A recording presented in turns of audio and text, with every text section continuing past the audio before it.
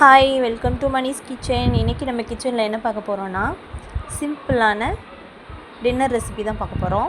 அதுக்கு நான் 2 கப் அளவு கோதுமை மாவு எடுத்திருக்கேன். தேவையான அளவு உப்பு, தண்ணி சேர்த்து நல்லா கிளறிக்கோங்க. எங்கள் வீட்டில் நல்லா சாப்பிடுவாங்க, அதனால் நான் கொஞ்சம் அதிகமான மாவு எடுத்திருக்கேன். இங்கே உங்களுக்கு தகுந்தாற் போல் எடுத்துக்கோங்க. தண்ணி பத்தலை, அதனால் இன்னும் கொஞ்சம் தண்ணி ஆட் பண்ணி நல்லா மிக்ஸ் பண்ணிக்கோங்க.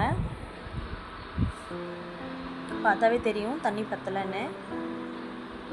தண்ணி ஆட் பண்ணி நல்லா மிக்ஸ் பண்ணிக்கோங்க.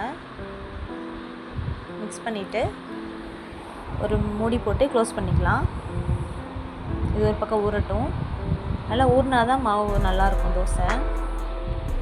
இப்போது தக்காளி, வெங்காயம், பூண்டு எல்லாத்தையும் கட் பண்ணி எடுத்துகிட்டு வந்துக்கலாம். எடுத்தாச்சு. இப்போ நம்ம ஸ்டவ் ஆன் பண்ணி ஒரு பேன் வச்சுக்கலாம். பேன் சூடானதும் ஆயில் சேர்த்துக்கோங்க தேவையான அளவு. நான் செக்கில் ஆட்டின கடலை எண்ணெய் தான் யூஸ் பண்ணுவேன். நல்லா ஸ்மெல் நல்லாயிருக்கும். எண்ணெய் சூடானதும் கொஞ்சமாக கடுகு சேர்த்துக்கோங்க. கடுகு நல்லா பொரியட்டும். கடுகு பொரியிற வரைக்கும் வெயிட் பண்ணுவோம். இங்கே பாருங்கள், கடுகு பொரியும் போது அதோட அந்த கடலை எண்ணெயோட ஃப்ளேவரே பாருங்கள் எப்படி வருதுன்னு நிறையா. ஓகே, கடுகு பொரிஞ்சிருச்சு. இப்போது நம்ம தோட்டத்துலேருந்து ஃப்ரெஷ்ஷாக பறிச்சிட்டு வந்த கருவேப்பிலை சேர்த்துக்குவோம்.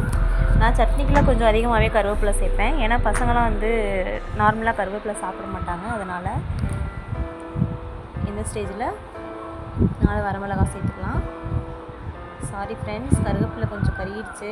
ஏன்னா சீரியல் ஓடிட்டு இருந்துச்சு, சீரியல் பார்க்க போயிட்டேன். வரமிளகாய் வதக்குனதும் புதினா கொஞ்சம் சேர்த்துக்கோங்க. எங்கள் வீட்டில் எல்லாம் காரம் கம்மியாக தான் சாப்பிடுவாங்க, அதனால் நான் 4 வரமிளகாய் எடுத்திருக்கேன். இப்போ கொஞ்சமாக பூண்டு சேர்த்து நல்லா வதக்கிக்கோங்க.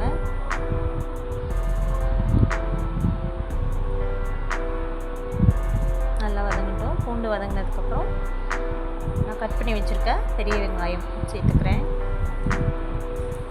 பெரிய வெங்காயம் சேர்த்து நல்லா கிளறி விடுங்க. நல்லா வதங்கட்டும். பெரிய வெங்காயம் வதங்குறதுக்காக பாருங்கள், கொஞ்சமாக கல் உப்பு சேர்க்குறேன்.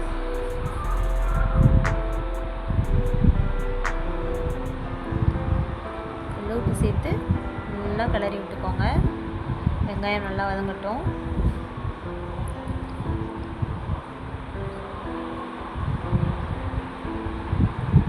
வெங்காயம் வதங்கிடுச்சு. வெங்காயம் பாருங்கள் நல்லா ப்ரௌனியாக நல்லா வதங்கிடுச்சு. இந்த ஸ்டேஜில் கட் பண்ணி வச்சுருக்க தக்காளி சேர்த்துக்கலாம்.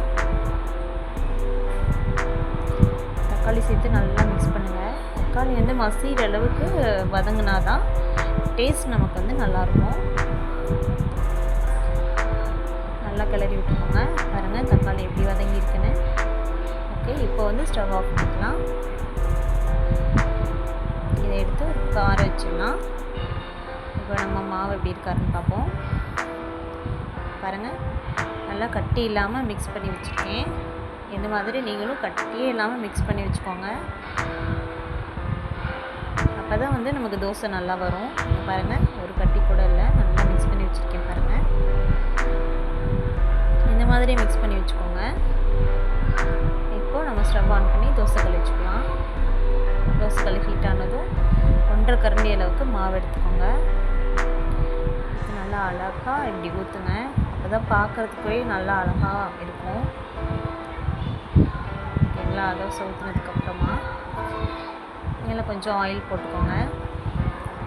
ஏன்னா ஆயில் போடும்போது கோதுமை தோசைங்கும்போது எல்லாருமே கோதுமை தோசை அவ்வளோவா லைக் பண்ண மாட்டாங்க.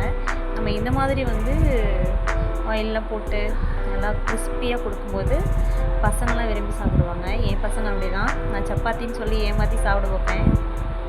பாருங்கள், அரிசி மாவை விட எவ்வளோ அழகாக வந்திருக்குன்னு. சப்பாத்தி மாடல் வந்துருச்சா? இப்போது சட்னி ரெடி ஆயிடுச்சு.